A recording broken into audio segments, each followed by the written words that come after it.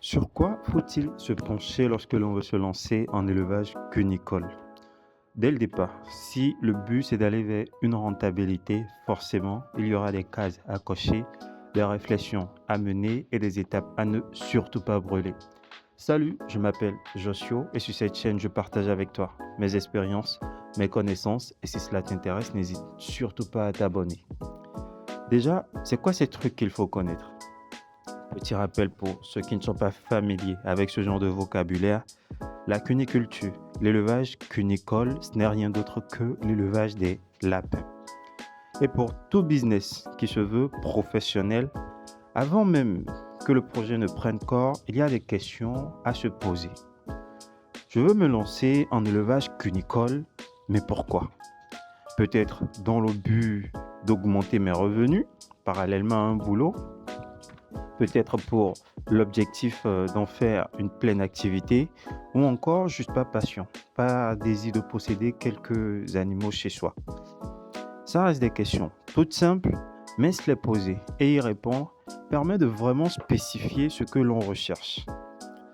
Parce qu'il y a différents types d'élevage pour chacune de ces questions qu'on vient de se poser et il faudra penser à faire cadrer sa vision avec le type d'élevage auquel celui-ci correspond. On va éviter de rentrer dans beaucoup de détails pour l'heure.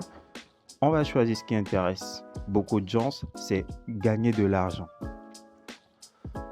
C'est connu, on n'investit pas son argent dans un business dont on ignore tout. Et la meilleure manière de ne pas s'engouffrer dans des bêtises, c'est de se faire former. Une bonne formation, cela te permet de gagner en temps, en expérience, cela t'évite les erreurs qui coûtent cher, cela te permet de choisir le meilleur matériel adapté, de mieux piloter ta rentabilité, de gagner vraiment en technicité et d'être en gros pleinement performant.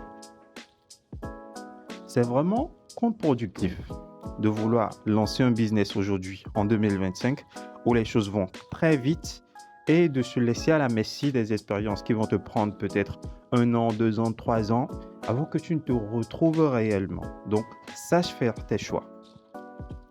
Une autre chose dont je vais te parler, c'est de commencer par prendre les bonnes informations pour te faire une petite idée de l'investissement de base que représente ce dans quoi tu veux te lancer. La plupart du temps, les gens acquièrent une compétence et ce n'est qu'au bout du fil qu'ils se rendent compte qu'ils n'ont même pas l'investissement nécessaire pour déployer cette connaissance-là.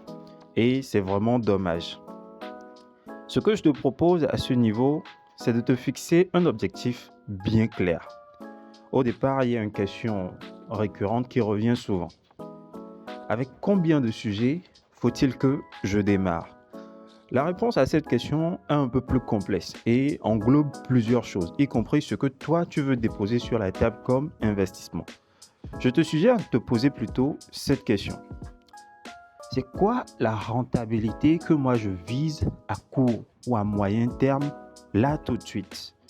En y répondant, cela va te permettre de déterminer concrètement le nombre de sujets à mettre en place, l'équipement nécessaire à réunir pour atteindre cet objectif. Et du coup, cela t'amène à savoir si ton investissement te fait rentrer dans le seuil de bénéfice attendu ou s'il faudra recalibrer soit le projet, soit l'investissement. Avant même que ton projet ne démarre, tu dois pouvoir être en mesure de te dire, mon objectif, c'est de gagner 200 000 francs par mois ou par cycle. C'est un exemple. Petite parenthèse pour ceux qui ne sont pas familiers avec tout ça, un bon cycle avec le lapin, c'est 42, 43, 45 jours. On aura le temps de revenir sur tout cela dans d'autres vidéos. Donc, j'espère que tu auras compris le but de cet exercice, c'est de vraiment te faire appréhender ce dans quoi tu te lances pour ne pas avoir des surprises en plein vol. C'est évident, tu ne pourras pas tout préparer, ce n'est pas nécessaire de tout préparer aussi. Pour ne pas avoir à mettre fin à ton projet parce que ton investissement ne suit plus ou devoir limiter ton projet à un seuil qui ne t'apporte pas la rentabilité voulue alors que toutes tes économies sont déjà passées. Pense vraiment à te poser ces questions-là. Une autre chose, un autre point tout aussi important, c'est la pré-prospection du marché d'écoulement. Ce que je m'apprête à produire, à qui vais-je le vendre? Y a-t-il des marges de manœuvre qui me permettent à moi de mieux m'insérer? Parce que l'une des grosses difficultés qu'il y a derrière toute production, c'est l'écoulement. Produire et ne pas arriver à écouler, c'est un gros casse-tête. Et quand on parle de rentabilité réelle, forcément, il faut bâtir sur une certaine échelle de production. Et là, on ne parle plus de 10, 20 sujets par cycle. On compte plutôt en centaines, en milliers. On ne se lance pas dans l'écoulement d'une centaine de sujets après les avoir produits. Les choses ne marchent pas comme cela. Une dernière chose dont je vais te parler, c'est de ne surtout pas arriver à la cuniculture en pensant que cela reste facile. Ne te fais surtout pas cette idée-là. Ce n'est pas pour te faire peur, ni te décourager, mais plutôt pour te préparer à la vraie réalité d'un élevage de lapins. C'est un élevage assez technique, rentable, mais très peu sont rentables avec. Pourquoi? Tout simplement parce que tout le monde n'arrive pas à suivre la cadence qu'exige cet élevage. Si tu es vraiment quelqu'un d'organisé, sache donc que c'est un boulevard pour toi, pour pouvoir te faire de l'argent là où tout le monde n'y arrive pas. Le lapin, c'est certes un élevage à cycle court, mais pas aussi court que la volaille par exemple. Tout ça demande un peu plus de temps, de travail, donc il faut vraiment en être conscient, faire ses calculs avant d'y arriver. C'est vrai que certains s'organisent pour faire juste de l'engraissement, mais ça reste à très petite échelle. Ce n'est vraiment pas encore une pratique démocratisée en cuniculture. Nous n'avons pas encore ce qu'on appelle des naisseurs et des engraisseurs, avec le lot de risques liés à ça en cuniculture. Donc, faut vraiment en être conscient.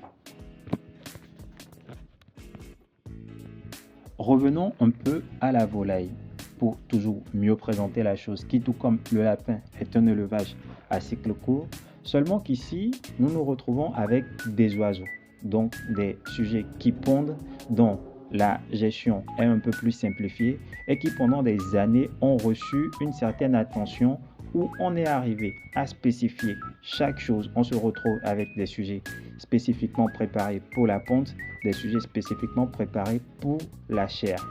Par contre, avec le lapin, cela ne reste pas encore possible. Il faut forcément gérer l'étape de la reproduction. Là, on est avec des mammifères qui vont mettre bas et qui vont allaiter. Il faut gérer la maternité et ensuite gérer l'engraissement. Et en même temps, cela présente aussi des avantages qui te permettent de gagner un peu plus d'argent. Mais cela reste aussi un travail supplémentaire. Prends cela en compte, appréhende tout cela avant de vraiment te lancer. Ça va être tout pour aujourd'hui. Je te remercie de m'avoir suivi. Si ce contenu t'intéresse, n'hésite surtout pas à t'abonner. Je le rappelle, le but de la chaîne, c'est de partager avec toi mes expériences, mes connaissances. Ce n'est surtout pas de t'embarquer dans une vision en t'expliquant comment les choses devraient marcher. Plutôt, partager avec toi ce que moi je fais réellement. Merci d'être resté jusque-là. À la prochaine pour encore beaucoup plus de contenu. Allez, salut!